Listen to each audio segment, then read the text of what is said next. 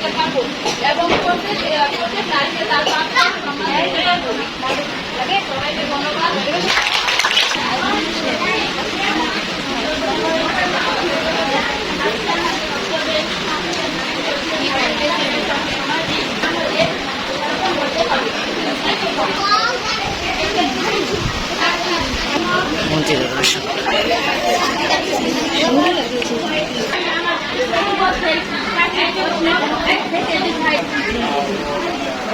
বিচার মন্ডলী এবং ছাত্র সকলকে জানাই আসসালামু আলাইকুম। আমার পক্ষ থেকে আন্তরিক শুভেচ্ছা।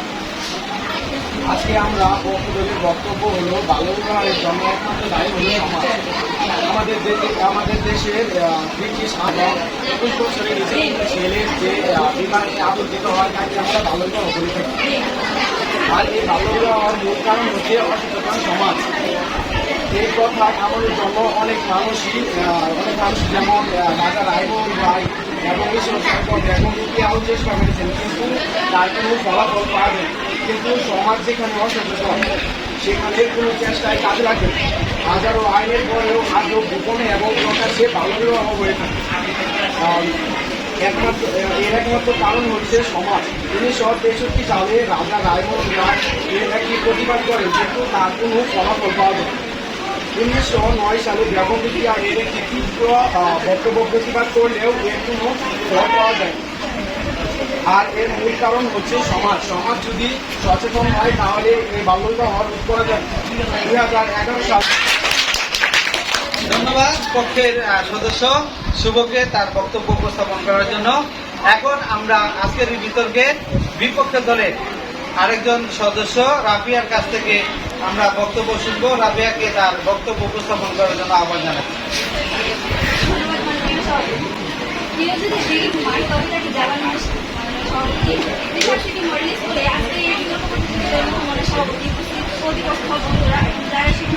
সবাইকে আমার এবং আমার দলের পক্ষ থেকে মাননীয় সভাপতি, আজকে আমাদের বিতর্কের বিষয় হলো বাল্য বিবাহের জন্য আমাদের সমাজ ব্যবস্থায় দেয়। এই বিষয়টি সম্পূর্ণভাবে বিপক্ষে আমার অবস্থান। কিছুক্ষণ আগে যে আমার প্রতিপক্ষ দলে একজন বলল যে সমাজ এই জন্য অসচেতন হওয়ার জন্য দায়ী, কিন্তু বাল্য বিবাহ কিভাবে রোধ করা যাবে এটা শুধু সমাজই বলে দিতে পারবে। সমাজের বিভিন্ন পরিবারে সকল পরিবার সচেতন হয় তাহলে আমরা যেগুলো মানতে পারবো সমাজকে এই সচেতনতা থেকে অসচেতনতা থেকে। মাননীয় সভাপতি, বাংলাদেশকে নিয়ে ইউনিসেফের একটি থেকে তথ্যের প্রতি দৃষ্টি আকর্ষণ করেছে। ইউনিসেফের তথ্য মতে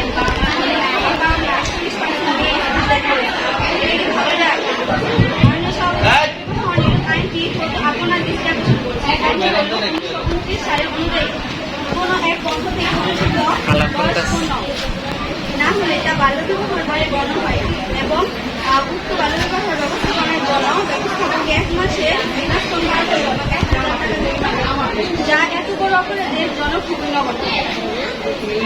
এর জন্য এই সুযোগের সদ্ব্যবহার করছে অনেক। এই আইনটি যদিও সংশোধন করে কঠোরভাবে প্রয়োগ করা হতো, তবে বর্তমানে বাল্য বিবাহের মতো এই অন্যায় আর হতো না এবং এটা দ্রুত হয়ে যেত। মাননীয় সভাপতি, বাল্য বিবাহের টেকসই উন্নয়ন লক্ষ্য অর্জন অন্যতম প্রতিবন্ধক। এর প্রধান কারণগুলো হলো দারিদ্রতা, দরিদ্রতা এবং সামাজিক প্রথা। বাল্য বিবাহ সংস্কারী এবং আইন, ধর্মীয় ও সামাজিক চাপ, অংশভিত্তিক বৃদ্ধি, অতিবাহিত থাকার আকাঙ্ক্ষা নিরক্ষতা, মেয়েদের উপার্জনের অক্ষমতা। তাই বলতে চাই, শুধুমাত্র সমাজকে দায়ী না করে উল্লেখিত কারণ সমূহের সুস্থ সমাধানের ভিত্তিতে আমাদের সমাজকে বাল্য বিবাহ রোধ করা সম্ভব। এই বিষয়ে চট্টগ্রাম বিশ্ববিদ্যালয়ের শিক্ষার্থী অলিফা বলেছেন, 21 শতকে এসেও বাংলাদেশের নারী এখন শিক্ষা থেকে বঞ্চিত। এর প্রধান কারণ হলো বাল্য বিবাহ। রবীন্দ্রনাথ ঠাকুরের সুরে বলতে চাই, ওরে অবুজ, ওরে কাঁচা, ওরে ভূখণ্ডে তুই গা মেরে। ধন্যবাদ মাননীয় সভাপতি।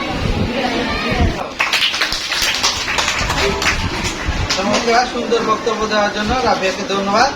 এখন আমরা পক্ষ দলের দলনেতা নীরবকে তার মূল্যবান বক্তব্য উপস্থাপন করার জন্য আহ্বান জানাচ্ছি। ধন্যবাদ স্যারকে, ধন্যবাদ আমার শিক্ষকদের, ধন্যবাদ সবাইকে। আপনারা সবাই আমি অনেক ভালো। আজকে এখানে আমার শিক্ষক উপস্থিত শিক্ষক মণ্ডলী যারা আছেন তাদের সবাইকে জানাই আন্তরিক শুভেচ্ছা এবং অভিনন্দন।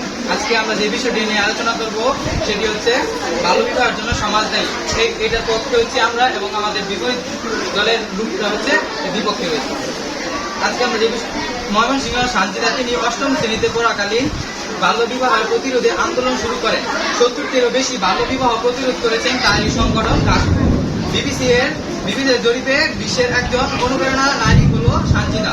আমরা আজ তাদের কথাই বলব। মাননীয় স্পিকার, একজন শান্তিদা যদি ৭০-টির বেশি বাল্য বিবাহ রোধ করতে পারে তাহলে আমি নীরব বিশ্বাস করি এবং আমার দল বিশ্বাস করি আমিও পারবো সমাজ থেকে বাল্য বিবাহ মূল উপড়ে ফেলতে। সামাজিক সচেতনতায় বাড়ে বাল্য বিবাহকে রোধ করতে। সমাজের সচেতনতা বলতে সকল স্তরের সার্বিক সচেতনতাকে আমি বুঝাচ্ছি। বাল্য বিবাহ রোধ করতে পারে বলতে 18 বছর আগে কোনো মেয়ে এবং 21 বছর আগে কোনো ছেলেকে বিবাহ হ্রাস প্রতিরোধ করাকে বলা। মাননীয় স্পিকার, কেন আমরা বলছি সামাজিক সচেতনতা বাড়ে বাল্য বিবাহকে রোধ করতে?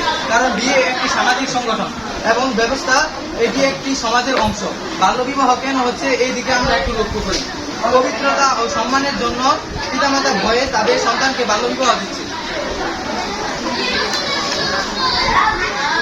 মানুষের শিক্ষার অভাবে বাবা মা তাদের সন্তানকে বাল্য বিবাহ দিচ্ছে। সামাজিক নিরাপত্তাহীনতার কারণে বাল্য বিবাহ দিয়ে দিচ্ছে। দরিদ্রতা ও প্রশাসনের অনিয়মের কারণে বাল্য বিবাহ দিয়ে দিচ্ছে। এগুলো রোধের প্রধান উপায় হলো আমাদের সমাজকে ঠিক করা, সমাজের মানুষদের ঠিক করা। বাল্য বিবাহ কেন হয়?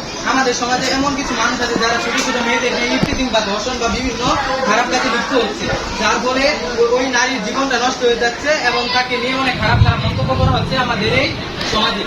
তাই আমি মনে করি আমাদের সমাজকে ঠিক করতে পারলে আমরা ভালো বিবাহকে রোধ করতে পারি। ধন্যবাদ সবাইকে আমার এই বক্তব্যটি শোনার জন্য। ধন্যবাদ পক্ষ দলের দলনা থেকে তার জোরালো বক্তব্য উপস্থাপন করার জন্য। এখন আমরা আজকে আমাদের বিতর্কের সর্বশেষ প্রতিযোগী বিতর্কিক বিপক্ষ দলের দলনেতা মাহিয়ার বক্তব্য শুনব। মাহিয়াকে তার বক্তব্য উপস্থাপন করার জন্য আহ্বান জানাচ্ছি। আমার বিপক্ষ দলের বলে এমন অবস্থা হয়েছে যে চোখ ফাঁকি দেওয়া বন্ধ। আসলে আমাদের বিপক্ষ দলের দলনেতা বা সদস্য হয়তো বলে গেছে আজকে আমাদের বিতর্কের বিষয়টা কি। আজকে আমাদের বিতর্কের বিষয়ে বস্তুটা হচ্ছে যে বাল্য বিবাহের জন্য সমাজে দেয়, কিন্তু তারা কি এটা শুনেছিল যে ফ্রান্সের বিখ্যাত সম্রাট নেপোলিয়ন বলেছিলেন তুমি আমাকে শিক্ষিত মা দাও, আমি তোমাকে শিক্ষিত জাতীয় উপহার দিব। একই মডেল স্কুলের আজকে এই বিতর্ক প্রতিযোগিতায় মাননীয় বিজ্ঞ সভাপতি, উপস্থিত আমার প্রতিপক্ষ বন্ধুরা এবং যারা আমার এই বক্তব্য শুনছে তাদের সবাইকে আমার পক্ষ থেকে যারা আন্তরিক শুভেচ্ছা এবং অভিনন্দন। মাননীয় সভাপতি, আজকে আমাদের বিতর্ক বিষয় হচ্ছে যে বাল্য বিবাহের জন্য সমাজ আর সঙ্গতার কারণে আমি তার বিপক্ষে অবস্থান করছি। এই বিষয়টি সঙ্গতভাবে আজকের এই বিষয়টি পর্যালোচনা করলে আমরা দুইটা জিনিস পাবো। একটা হচ্ছে বাল্য বিবাহ, একটা হচ্ছে সমাজ ব্যবস্থা। প্রথমে বাল্য বিবাহের কথাই ধরা যায়। বাংলাদেশ সরকারের বাল্য বিবাহ আইনটিকে বিজ্ঞান্ত দেখিয়ে 18 বছর নিচে এবং ছেলের 21 বছরের নিচে আনুষ্ঠানিক বা অনানুষ্ঠানিকভাবে অনেক ধরনের বাল্য বিবাহ সংগঠিত হচ্ছে। এই বাল্য বিবাহ শুধু মাত্র সমাজের গাড়ি চাপিয়ে দিয়ে আমাদের প্রতিপক্ষ বন্ধুরা হয়তো প্রতিপক্ষ বন্ধুরা হাতে বিবরা নিয়ে লালন কিন্তু সঙ্গে চাইছেন। আমার কাছে যা একটা হাস্যকর ব্যাপার মনে হচ্ছে। বাল্য বিবাহ সংগঠিত হওয়ার পিছনে যে শুধুমাত্র সমাজে দায়ী তার কারণে যে মূল বিষয়গুলো রয়েছে বা থিমসগুলো রয়েছে আমার প্রতিপক্ষ বন্ধুরা তা তুলে ধরতে পারেনি। তাই নিজেরাই বলেছেন যে বাল্য বিবাহ দেওয়া হয় বাবা মারা কোনো জোর করে মেয়েদেরকে বাল্য বিবাহ দেওয়া যায়। মাননীয় স্পিকার, আজকে আমাদের পরিবারটা যে চালনা হয় সেই পরিবারে চালনা করেন আমার বাবা মা, আমার মা। সেই ক্ষেত্রে আমার বাবা মা কখনোই মনে করে না যে আমার পরিবার চালানোর জন্য আমার সন্তানের ভবিষ্যৎ কেমন হয়। সেই ক্ষেত্রে আমার সমাজের মানুষের কথা শোনা উচিত। সমাজের মানুষের কাজ হচ্ছে যে অন্যের জন্য একটা সে নিজের ভালোটা সবসময় চায় অন্যের ক্ষতি। অর্থাৎ সমাজের মানুষ এই বিষয়টি নিয়ে আমরা যদি একটু গভীরে পর্যালোচনাতে দেখতে পাবো যে টাকার বিনিময়ে কিছু সংখ্যক কাজী এবং অভিভাবক জন্ম নিবন্ধন সংশোধন করে বাল্য বিবাহ দিচ্ছে। অর্থাৎ দারিদ্রতা পরিবারে মেয়েদের বোঝা মনে করে এবং মেয়েদেরকে বিয়ে দিয়ে দিচ্ছে। বেশি বয়সী মেয়েদের বিয়ে দেওয়া কঠিন, এই ধরনের চিন্তা ভাবনা থেকে বাল্য বিবাহ গুলো হচ্ছে।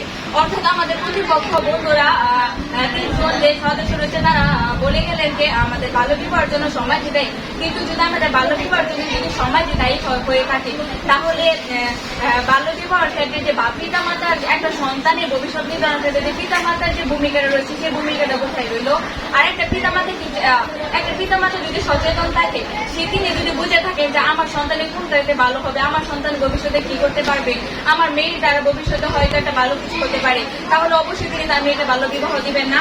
সেই ক্ষেত্রে হয়তো তিনি সমাজের অসচেতন লোকদের কথা শুনবেন না। বন্ধুরা 3 জন যে সদস্য রয়েছে তারা বলে গেলেন যে আমাদের বাল্য বিবাহের জন্য সময় দেয়, কিন্তু যদি আমাদের বাল্য বিবাহের জন্য যদি সময় দায়ী হয়ে থাকে, তাহলে বাল্য বিবাহের ক্ষেত্রে যে পিতা মাতার একটা সন্তানের ভবিষ্যৎ নির্ধারণের ক্ষেত্রে পিতা মাতার যে ভূমিকাটা রয়েছে সেই ভূমিকাটা কোথায় রইল।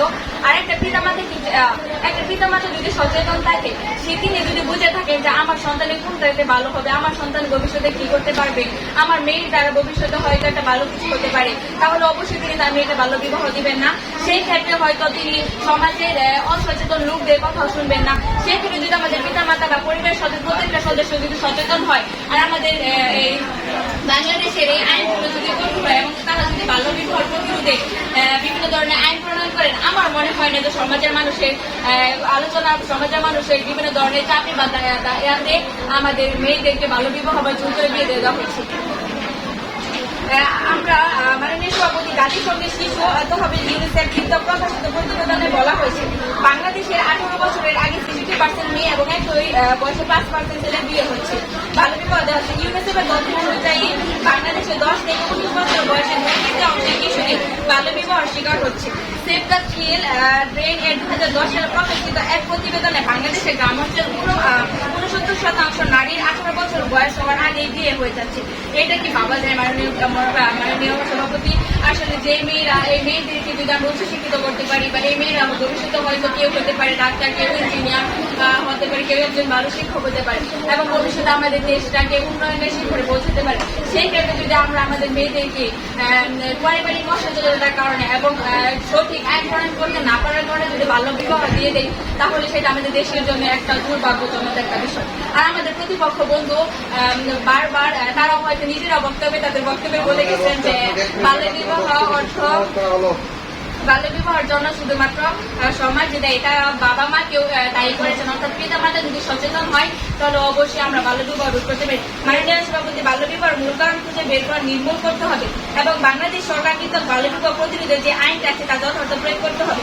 বিভিন্ন প্রচারগুলোর মাধ্যমে টেলিভিশন, ফেসবুক প্রভৃতিতে ব্যাপকভাবে বাল্য বিবাহের কুফল সম্পর্কে প্রচার করতে হবে, তাহলে আমরা একটা সুস্থ সমাজ, সুস্থ বাংলাদেশ গঠন করতে পারবো। আর আমি পরিশেষে বলতে চাই যে বাল্য বিবাহের জন্য শুধুমাত্র সমাজকে দায়ী করলেই চলবে না, সেই ক্ষেত্রে আমাদের সচেতনতা এবং কঠোর আইন প্রণয়ন করতে হবে। আর আমার বিপক্ষ বন্ধুরা হয়তো এই বিতর্কের বিষয়বস্তুটা ভুলে গেছেন এবং তারা বারে বারে সমাজকে দায়ী করার সাথে সাথে ভুলবশতার কারণে হয়তো পারিবারিক অসচেতনতাও দায়ী করেছে, অর্থাৎ আমাদের মূল বিষয়টা তারাও এখানে তুলে ধরার চেষ্টা করেছে এবং তারা আমরা এটা কোনোভাবেই বলতে পারি না যে শুধুমাত্র বাল্য বিবাহের জন্য সমাজ দায়ী।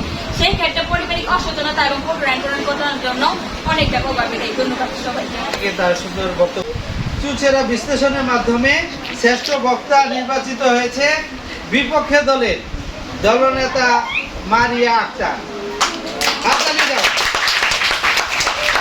এবং বিজয়ী দল হিসেবে ঘোষণা লাভ করেছে বিপক্ষ দল।